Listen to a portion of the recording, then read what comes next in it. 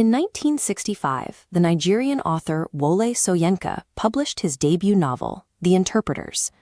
This followed the 1960 transition, when British colonial rule ended and Nigeria began its first years as an independent state.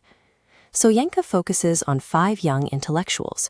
Western-educated and returning home, they fully expect to lead their country into a new era of progress.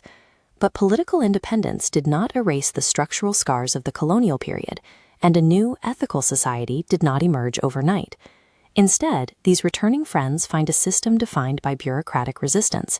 They encounter a landscape of political greed that directly opposes their modern ideals. Rather than leading a golden age, these men are forced into a crisis of identity. To see how this dream of a new nation begins to stall, we have to look closer at the specific lives of 2 of these men. First, there is Sekoni. He is a brilliant engineer who attempts to apply his training to a rural power station project intended to benefit the public. But local officials see his work as a threat to their own influence. Systemic and bureaucratic greed sabotages the project, and the state eventually destroys the power station before it can ever be used. Watching the nation's infrastructure dismantled by the government leads Sekoni into a tragic mental collapse. Then there is Egbo. While Sekoni fights the government, Egbo faces an internal struggle.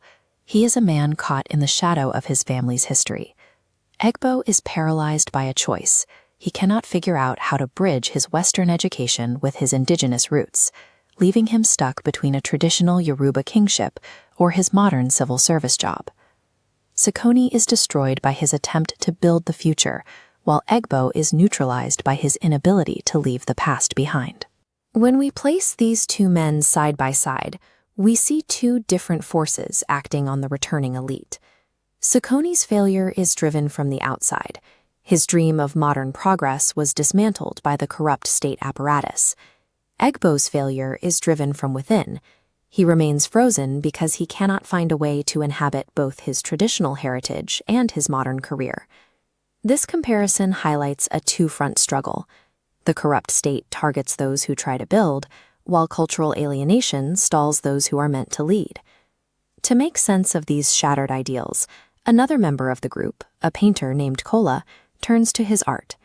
Kola attempts to understand their collective experience by creating a massive, overarching canvas that depicts the entire group. To find a way forward, he depicts his friends as traditional Yoruba gods. He is visually placing their modern education into a dialogue with their indigenous roots. This connects their current suffering to ancient mythic struggles, giving their individual failures a broader historical context. Soyinka's work suggests that political independence is an empty vessel without deep ethical and social transformation.